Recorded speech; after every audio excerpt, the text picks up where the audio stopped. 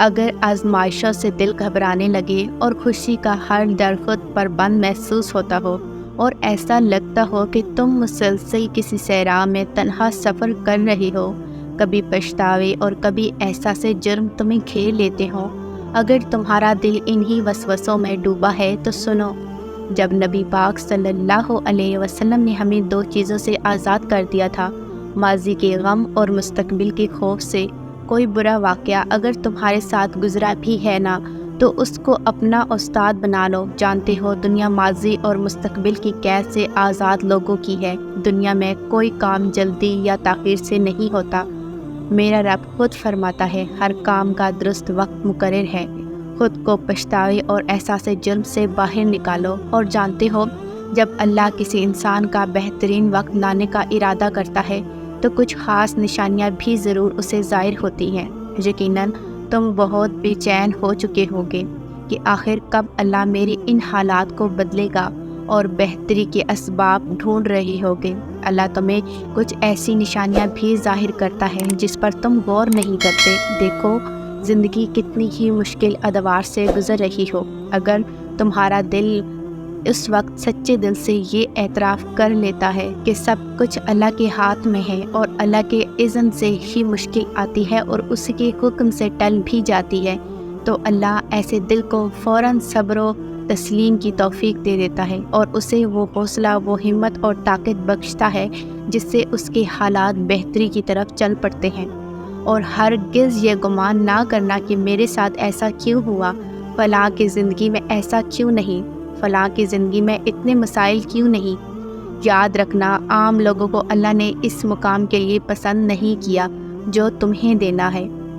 کیونکہ تم کسی بڑی منزل کے لیے بنے ہو جس کو تم پریشانی سمجھتے ہو سکتا ہے کسی اچھے وقت کا آغاز ہو۔ جب حضرت یوسف علیہ السلام کو کنویں میں گرائے گئے تھے تو انہیں معلوم نہیں تھا کہ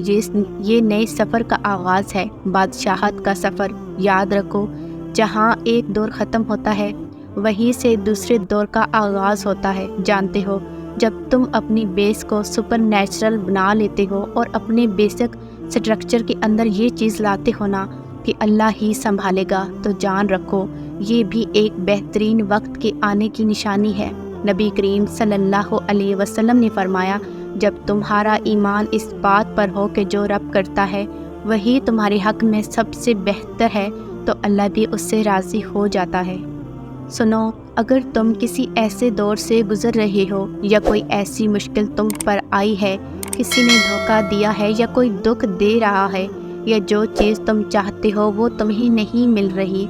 یا تم کسی ایسی انگزائٹی سے گزر رہے ہو، تو تم صرف یہ تصور کرنا کہ جو مشکل مجھ پر آئی ہے نا، یہ صرف کچھ وقت کے لیے ہے، کیونکہ دنیا تو عارضی ہے اور مشکلات بھی عارضی ہے۔ لہٰذا تم غموں اور دکھوں میں خود کی ایسی حالت ہرگز نہ کیا کرو جیسے ایک بے لنگر جہاز موجوں کے ساتھ بہتا چلا جاتا ہے اور کہیں قرار نہیں پکڑ سکتا۔ تو تمہیں یہ یقین ہونا چاہیے کہ آندھی ہو یا طوفان، تمہارا رب تمہیں کنارے تک لے کر ہی آئے گا۔ یاد رکھو، اگر کسی چیز کی چاہت اتنی بڑھ جائے کہ تم اپنی زندگی میں موجود دوسری چیزوں سے غافل ہو کر اپنا ہوش کھو بیٹھو، تو اس کا مطلب تم اللہ پر اپنا یقین کھو بیٹھے ہو۔ تو تم کیوں کرتے ہو ایسا، جبکہ قرآن تو کہتا ہے کہ وہ اللہ ہی تو ہے جو اپنے بندے پر صاف صاف آیتیں نازل کر رہا ہے تاکہ تمہیں تاریکیوں سے نکال کر روشنی میں لے آئے، اور حقیقت یہ ہے کہ اللہ تم پر نہایت شفیق اور مہربان ہے۔ تو پھر تم دور کر لو اپنے دل سے ہر طرح کے شک کو،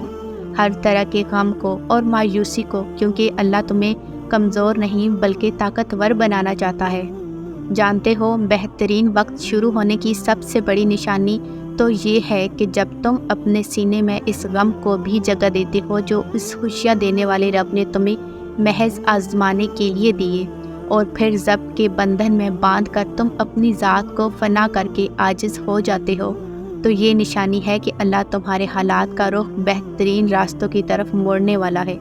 جانتے ہو اللہ تو مسلسل انسان کو یہ یاد دہانی کروا رہا ہے کہ وہ ان چیزوں کی فکر نہ کرے جو اس کے اختیار سے باہر ہیں، اور ان کا خوف نہ کھائے جن چیزوں کے بارے میں وہ مسلسل سوچتا رہتا ہے۔ اللہ فرماتا ہے کہ اپنی سوچوں کو اندیشوں سے پاک رکھو، میں ہر چیز پر قدرت رکھتا ہوں۔ سنو، تم غموں پر مضطرب نہ ہو بلکہ خود کو ضبط کرنے کا عادی بناؤ،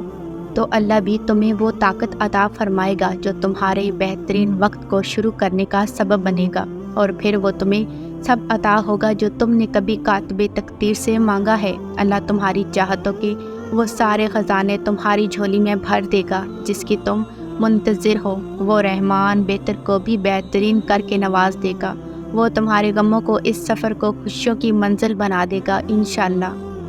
میری دعا ہے کہ اللہ آپ سب کی تمام دلی حاجات پوری کرے اور آپ کو اپنے کامیاب منزل مقصود تک پہنچائے، آمین۔ اگر آپ کو میری یہ ویڈیو اچھی لگے تو لائک، سبسکرائب اور کمنٹ باکس میں ایک اچھا سا کمنٹ کرنا نہ بھولیے گا۔ شکریہ۔